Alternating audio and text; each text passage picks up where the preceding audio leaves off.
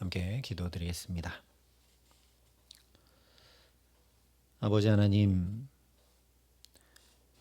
어두움을 밝히셔서 새날을 주신 것과 같이 우리 모든 어두움을 밝혀주셔서 마음과 영혼과 삶이 새롭게 되는 은혜를 더하여 주시옵소서. 그래서 이 시간 주 앞에 엎드려 간구하오니 오늘도 새 창조를 일으키는 말씀을 내게 허락하시고 그 말씀을 따라 준행함으로 살아가기에 주께서 약속하신 은총과 복과 또 주님의 함께하심이 오늘도 우리에게 역사하고 나타나 보여질 수 있도록 주의 성령으로 우리를 붙드시고 함께하여 주시옵소서. 예수님 이름으로 기도합니다. 아멘. 오늘 우리에게 주시는 하나님 말씀은 신명기 29장 22절부터 29절까지 말씀입니다. 신명기 29장 22절부터 29절까지의 말씀입니다. 신명기 29장 22절부터 29절까지 말씀을 제가 봉독해 드리겠습니다. 하나님의 말씀입니다.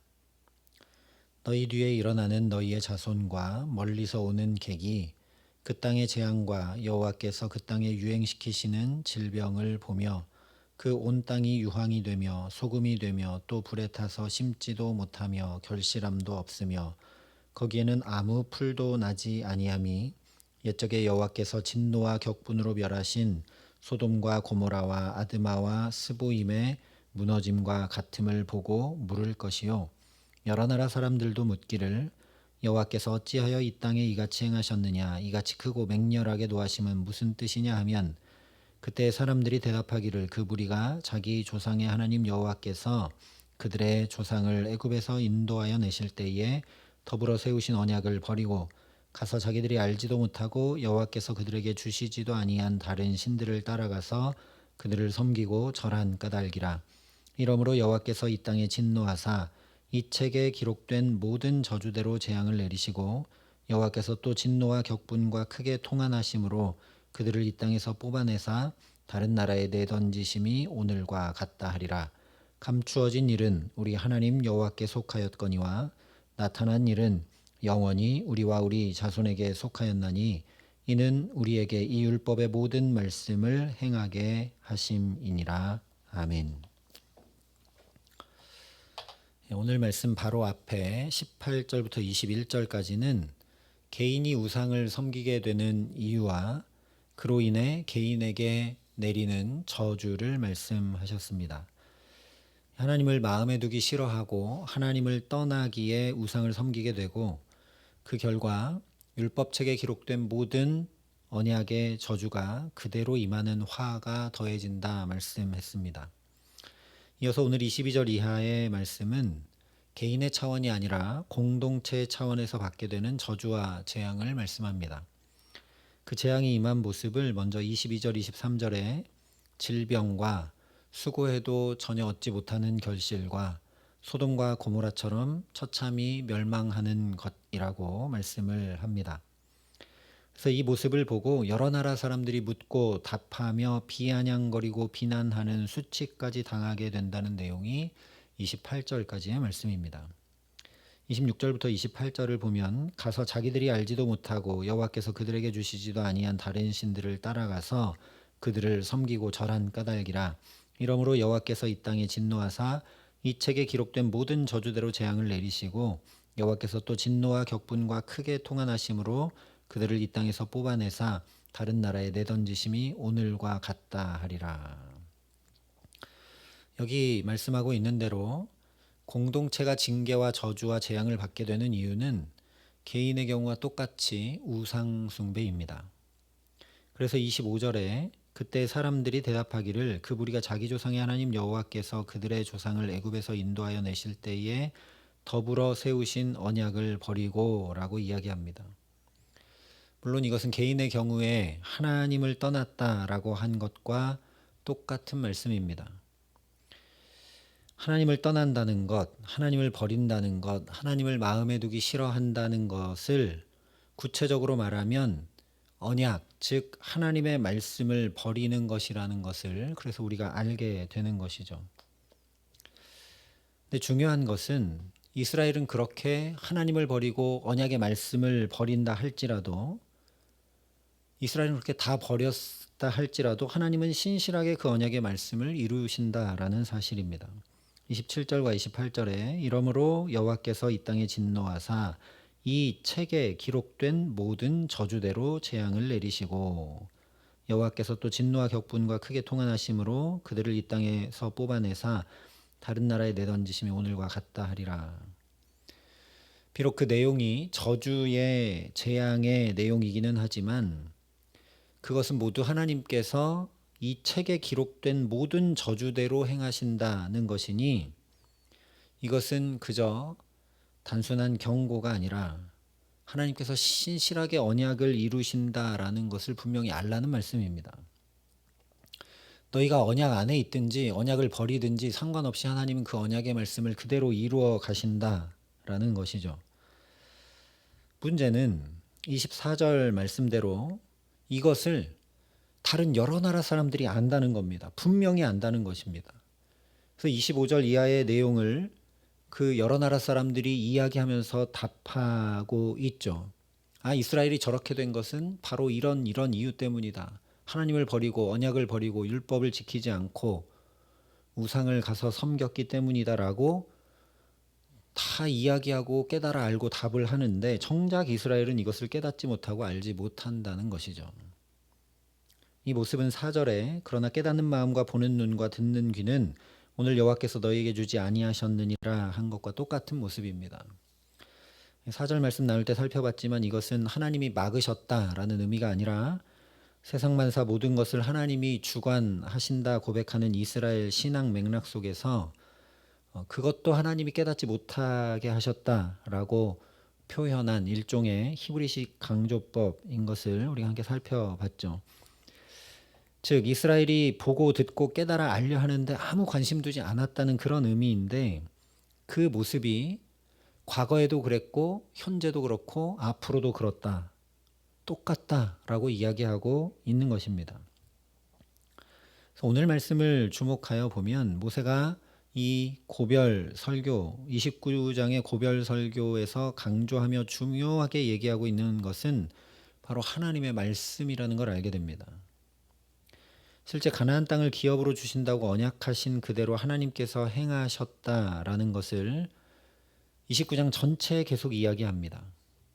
2절부터 9절에 보면 하나님이 과거에 가나안 땅을 기업으로 주신다고 하신 언약을 그대로 이루기 위해서 우리를 애굽에서 놀라운 이적과 기사로 출애굽시키셨고 가나안 땅을 주신다고 하셨기 때문에 비록 출애굽 세대가 정탐하고 나서 실패했지만 그 후대 광야 세대를 일으키셔서 40년 동안 옷도 해지 않고 신발도 닳지 않도록 인도하셨고 요단 동편에 도착해서는 거기 가장 강한 두 왕 헤스본 왕 시온과 바산 왕 옥을 쳐서 물리치게 하시고 그 땅도 기업으로 얻게 하셨다.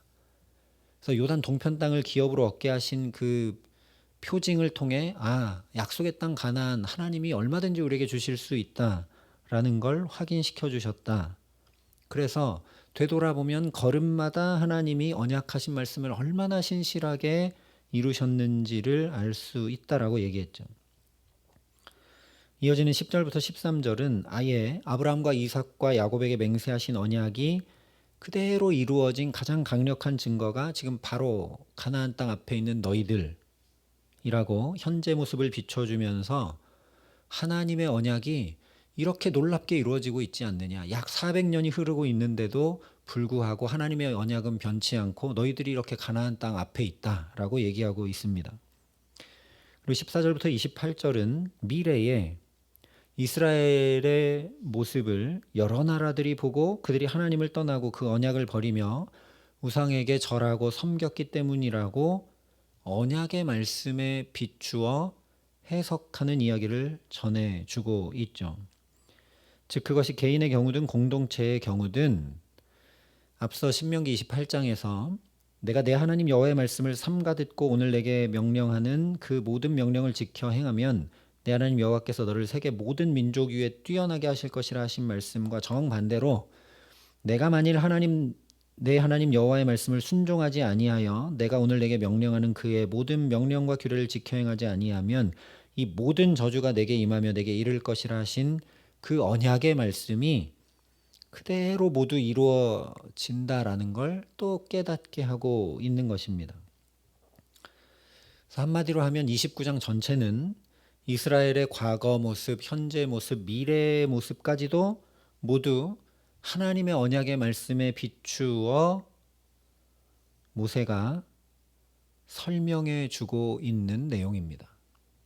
그 이유는 하나님의 언약은 변함없고 신실하며 그 언약의 말씀은 과거와 현재만 아니라 미래까지도 그대로 이루어지는 말씀임을 분명히 깨닫게 하고 알게 하기 위함이죠. 그것은 1절, 2절에 얘기했던 것처럼 여기 있는 너희만 아니라 여기 지금 있지도 않은 너희의 후손들에게까지도 맺는 언약이다 말씀했기 때문입니다. 그래서 29절에 이렇게 결론을 맺습니다. 감추어진 일은 우리 하나님 여호와께 속하였거니와 나타난 일은 영원히 우리와 우리 자손에게 속하였나니 이는 우리에게 이 율법의 모든 말씀을 행하게 하심이니라. 말씀에 비추어 보니까 하나님의 말씀이 계속 그대로 이루어지고 있으니 그걸 알면 율법의 말씀을 당연히 행하는 결론이 나올 수밖에 없는 것이죠. 여기 감추어진 일, 나타난 일 이런 말씀이 나오는데 간단히 이야기하면 감추어진 일은 하나님의 구원 역사입니다. 우리가 헤아려 알기 어렵죠. 그래서 하나님께 속했다라고 이야기하고 있고 나타난 일은 그 구원의 하나님이 우리에게 주신 언약과 율법의 말씀입니다. 그것이 분명하게 우리에게 주어졌기 때문에 그렇기 때문에 우리와 우리 자손에게 그 언약의 말씀을 따르고 준행할 일들이 속해 있다. 우리의 책임이다. 그것을 따르면 하나님의 그 구원 역사의 안에 우리도 동참할 수 있지만 그 언약과 상관없이 살면 그 언약에 기록된 저주가 다 임해온다. 그것은 우리에게 속했다. 이렇게 말씀하고 있는 겁니다. 그런데 이 말씀을 우리가 그런 신학적인 개념이 아니라 오늘 이 29장의 말씀의 맥락 안에서 좀 생각해 볼 필요가 있습니다. 감추어진 일은 우리 하나님 여호와께 속하였다라는 것은 자칫 그것이 하나님의 구원의 역사이고 우리의 능력 범위 바뀌기 때문에 우리가 상관할 바도 아니고 알 바도 아니라고 여기기 쉽게 됩니다. 그러나 그런 말씀이 결코 아닙니다. 오히려 4절에 그러나 깨닫는 마음과 보는 눈과 듣는 귀는 오늘 여호와께서 너희에게 주지 아니하셨느니라 한 말씀에 연결지어 보면 우리가 하나님의 역사를 주목하여 보며 깨닫기를 구하지 않으면 이스라엘처럼 지나쳐버리게 되고 당연히 여기게 되어서 결국 하나님을 놓치고 하나님을 떠나게 되고 만다는 말씀입니다. 그러나 모세가 지금 29장 전체에서 이스라엘에게 예시로 보여주고 이야기해주고 있는 것처럼 하나님의 말씀에 비추어 보면 그 모든 일들은 나타난 일이 되어서 명확히 깨닫고 분명히 알게 된다라는 것이죠. 이스라엘 백성들이 과거에도 그것이 하나님이 언약을 이루시고 가는 것임을 잘 알지 못했습니다. 그랬으니까 정탐하고 못 간다, 애굽으로 돌아가자, 우린 죽는다, 불평하고 원망했던 것이죠.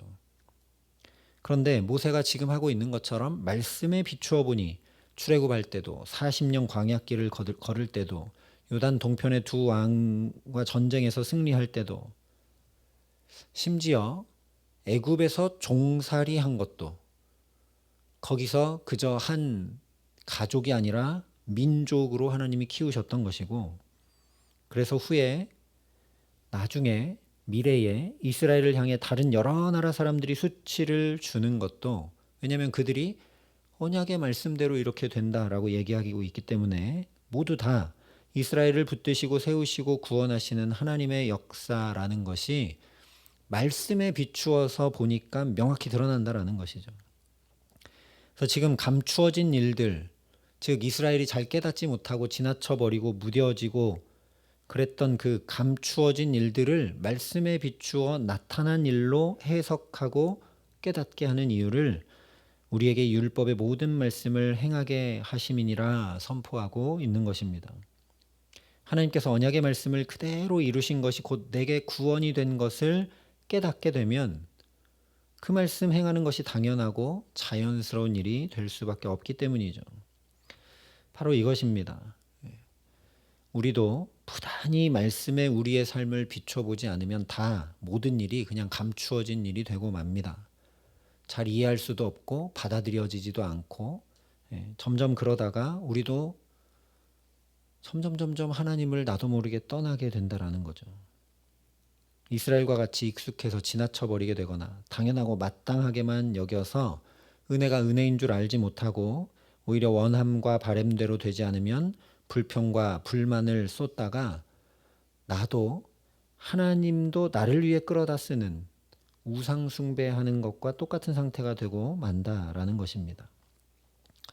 그러니 오늘 모세가 예시로 보여준 것과 똑같이 우리도 지나온 걸음들을 또 오늘의 모습을 또 앞으로의 계획까지도 우리가 하나님의 말씀에 비추어 깊이 기도할 수 있어야 합니다.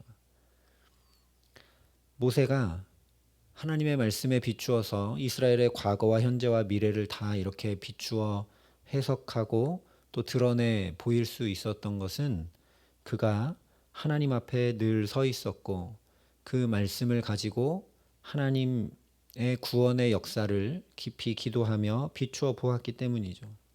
지금 모세가 얼마나 안타깝습니까? 자기는 못 들어가는데 이 이스라엘 백성들은 들어가야 되는데 모세가 40년 동안 보니까 이대로 들어가서는 도저히 소망도 없고 희망도 없는 이들에게 당부하고 또 당부하고 기억하게 하고 어떻게든 말씀을 행하며 살 수 있도록 얘기해 줘야 되는 그런 상황이기 때문에 모세가 예시로 이렇게 보여주고 본을 보여주고 있는 것이죠. 그러니 우리도 오늘 이 기도의 시간 주님의 말씀에 비추어 우리의 모든 삶을 깊이 기도해 볼 수 있기를 소망합니다. 주님의 말씀은 내 발의 등이요 내 길의 빛이니이다. 시편 기자가 그래서 고백했습니다. 주님의 말씀으로 비추어 볼 때 나의 지나온 걸음이 어떤 걸음인지, 지금의 모습이 어떤 모습인지, 앞으로 어떤 걸음을 걸어가야 될지 명확히 드러난다는 것이죠.